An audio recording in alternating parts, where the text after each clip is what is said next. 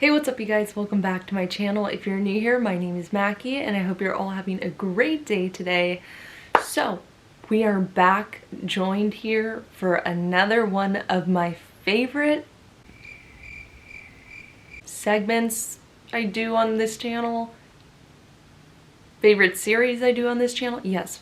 We're back for another episode of one of my favorite series we do on this channel, and that is reading your guys' scary stories. And this is seriously always so much fun for me, just hearing what everyone else has gone through, and it helps me know that I'm not absolutely insane and that there's other people who go through paranormal stuff out there as well. And you would honestly be surprised just how many people experience paranormal things in their life.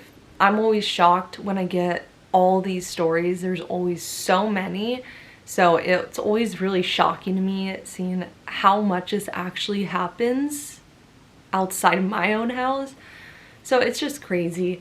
So for everyone who did send a story, thank you so much. I'm going to try to go through as many as I possibly can without making this an hour-long video, because trust me, this video could go on for hours if I read all the stories.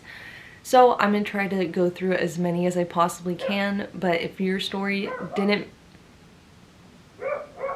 But just know, if your story didn't make it into today's video, I am sorry, but there's always next time.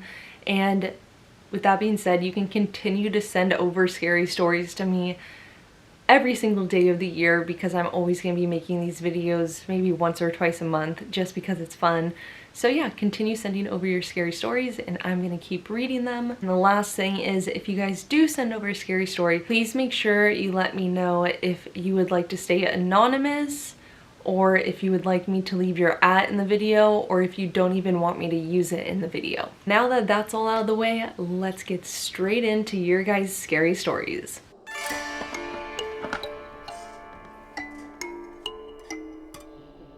Okay, so this first story comes from a user named T on Instagram, and then here is T's @, and she says, "For the longest time, I feel like I have had a connection to ghosts in a different way to everyone else in my family.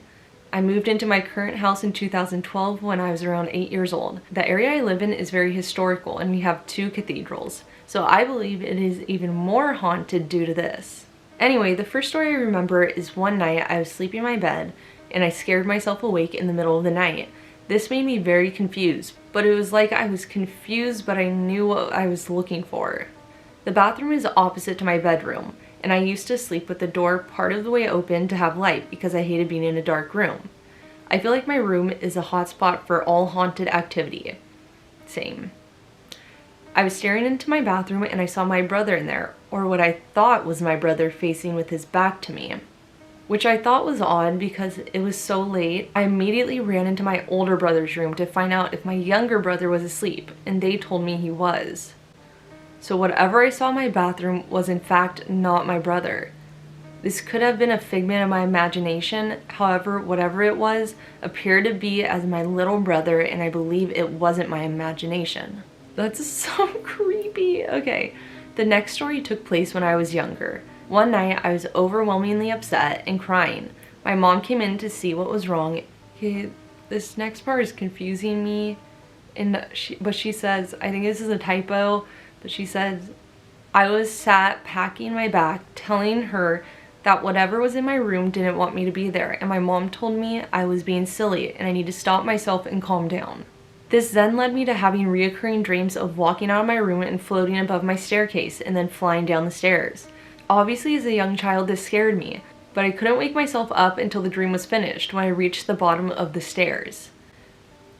Okay, that's super creepy. That kind of sounds like astral projection to me, honestly. From April last year, I began dealing with a lot of overwhelming anxiety and panic attacks after my childhood best friend's mom passed away. I feel like this was her trying to communicate with me, but why is it constantly through my anxiety? We all know where I stand with that, anxiety and spirits and all that. It could definitely be, if she's having anxiety with it, I actually talked to her and I said that if she's having anxiety with this, it might be something bad trying to disguise itself as her friend's mom so that she'd let her in, basically. But anyway, she says, I then remembered the previous occurrences in my bedroom and always getting the feeling of being watched while I slept and being watched within whatever I decided to do. And although this could come as a positive to someone, as someone watching over you, but it felt negative to me and discomforting.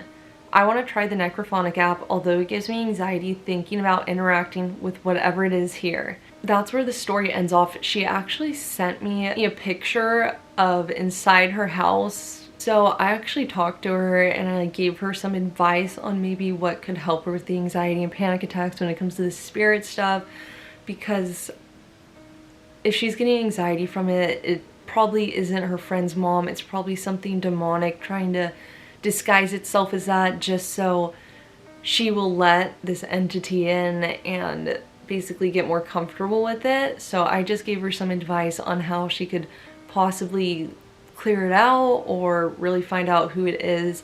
And I let her know probably not to do the Necrophonic app yet, just because with all that bad stuff going on, that's basically a gateway. The Necrophonic app is a gateway to them. So you only want to do it with positive spirits when you know everything is going to be okay. And that just seems like too heavy of a situation to do the Necrophonic app for the first time in. But with all that being said, she sent me a picture from inside of her house.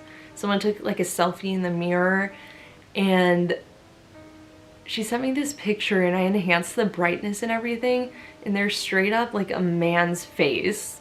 It's crazy. So it's in the red circle and you can kind of see this man's long face. You can see a big nose, a mustache, glasses. It's crazy. His face is just pretty long and narrow, but hopefully you guys can see it.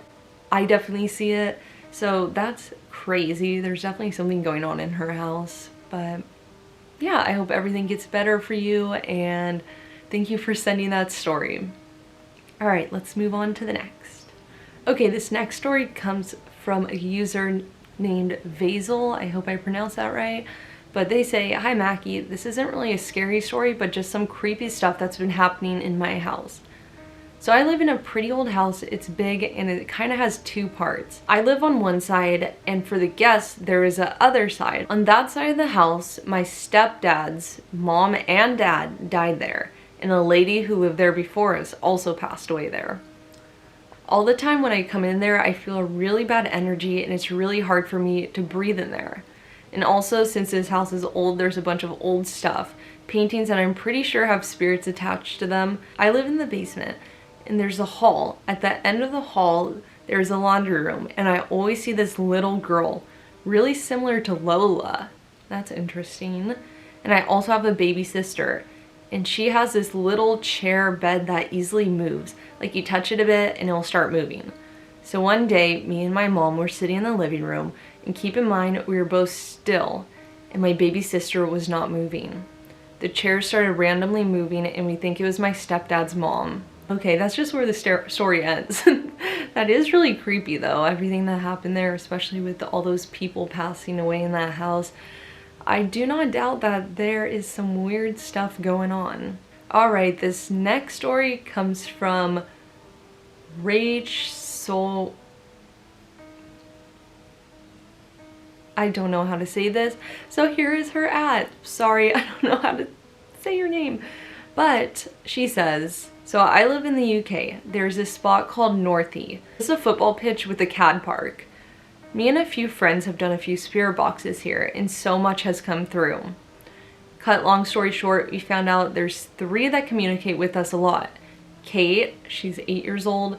Liam, 18 or 19. Steve, we believe he is a demon. Story 1. We believe Steve is a demon because he won't tell us his real name. He really doesn't like us. He's thrown stones at our cars, but here's where it gets worse. We heard through the app Steve was making a little girl cry, as if he was hurting her. So my boyfriend is extremely protective over women and men hurting them, etc. My boyfriend kind of pissed him off. He said, Steve, stop picking on girls. Pick on someone your own size. The energy was so painful, I almost became sick. The migraine was insane. I took the day off of work. So anyway, that night we went home and my boyfriend woke up violently shaking and struggling to breathe. It was the scariest experience I've ever witnessed. That day he had to take the day off of work as well. They were completely fine with it, which is good. And later that day, he lost his job. Unfair dismissal. Okay, so that first story definitely sounds like her boyfriend pissed off this demon, and I definitely have heard of that stuff happening. Like, I know when I experience demons, I get extremely hot and dizzy and feel like I'm gonna pass out. So they can definitely make you feel physical symptoms like that are not fun. So just the fact they felt like such a bad energy right after he said that, and then she got the migraine and all, that is not good. Alright, now she has a second story. Talking to the app, same location, and nice spirits were coming through. Kate and Liam. They were being more demanding, telling us to leave, help, go, etc. They kept telling us a name, Josh. We took a detour home, but went a different way. Don't know why. We then came across a young boy, 16, trying to jump off a bridge, and his name was Josh. Okay, that's crazy. So clearly they were talking to these nice spirits on the Spirit Box app. And they kept saying the name Josh, saying help, go, leave now, all this stuff, trying to get them to leave. And so the second they leave and start driving home on this weird detour that they've never taken before, they basically stopped this kid from taking his own life, and his name happened to be Josh. That's actually really cool. I love that story. Thank you so much for sending that. This next story comes from, and she says, my parents love Victorian houses and my childhood house was one. So before we get into the story, a little background info. The person who lived in the house before us, his name was Ken. He died in the house. His death was a mystery and was an unsolved case. My mom had spoke to him before he died, and he was a kind, caring man. Now into the story. I shared a room with my sister. At the time I was 8 and she was 12. One day we both woke up when a painting in our bedroom fell. The painting was screwed into the wall, but the screw was nowhere to be found. We were both scared, so we ran to our parents' room, who had the attic bedroom above ours. They had heard the bang from when the painting fell. Me and my sister were terrified, so we grabbed our blankets and pillows and went to sleep in the living room. We walked in and it felt abnormally cold. It was pitch black, so we turned on the lights. To our surprise, in front of the old fireplace was soot, and in the soot there were multiple footprints. Not like shoe prints, but bare footprints. After getting a medium to come to us, she immediately said that she sensed a man in his 40s or 50s with dirty blonde hair. She then said his name was Ken, and because Ken didn't want to harm us, he agreed to communicate through a Ouija board. All was fine until he came through asking for help. We asked how we could help. He replied, "I need body." He then scratched me on my lower back, which I will send a photo of now. Since then, we have moved houses. And then she sent the photo.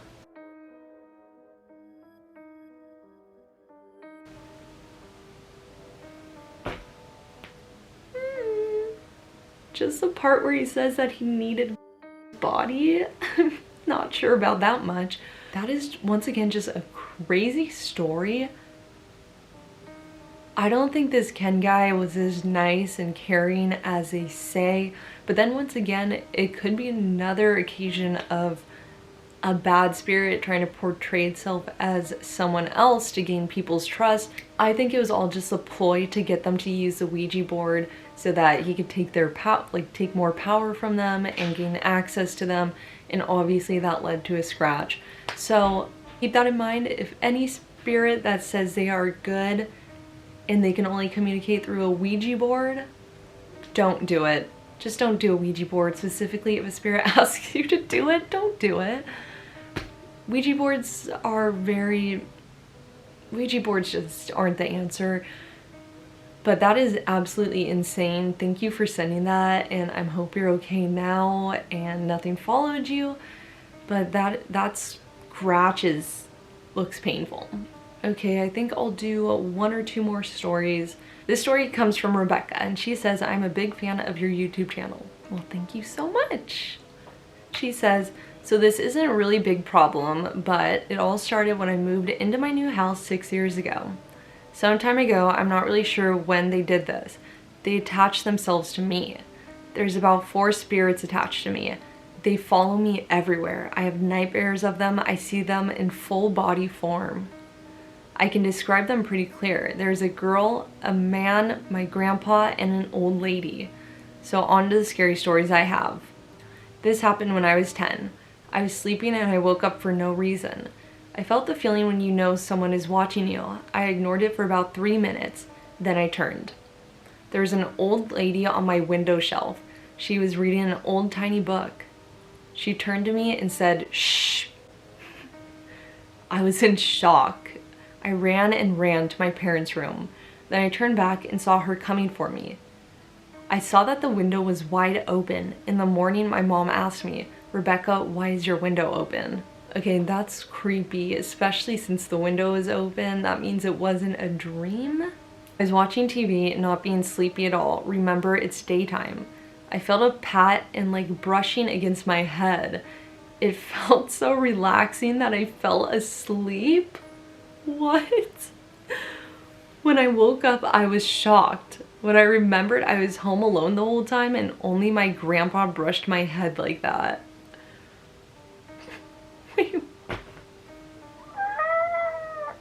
That is so disturbing, but possibly in a good way if she thinks it's her grandpa, but still. I'm sorry I'm laughing, but that's just like crazy to me. Someone just like stroking your head until you fall asleep and then no one's there. Even if someone like started stroking my head and it's like a person, I'd be like, what are you doing? Can you not do that? But that is creepy. That's really scary. Okay. And then she just finishes off by saying about the other old man, I see him a lot, and same with the other spirits still to this day. But thank you for sending that, Rebecca. Sorry for laughing. So I'm going to wrap up the video there. I hope you guys did enjoy these scary stories. Like I said before, I love reading them, so I hope you guys like hearing them. And thank you all once again for sending the stories. If I didn't read yours, I will try to do it in the next one. And if you have a scary story you want me to read, make sure you email it to me or DM it to me on Instagram. You can email it to mackiealbertson21@gmail.com, and my Instagram is Mackie Albertson. It's all linked right down there. So yeah, if you have a story you want to share, you send it over, and it doesn't have to be ghost related. It can be alien, scary human story, just anything creepy or scary, anything like that. But on that note, if you guys are new here, make sure you subscribe and turn on all post notifications so you don't miss out on any of my new videos, and check out all of my social medias. But other than that, thank you guys so much for watching, and I will catch you on the next one. Peace.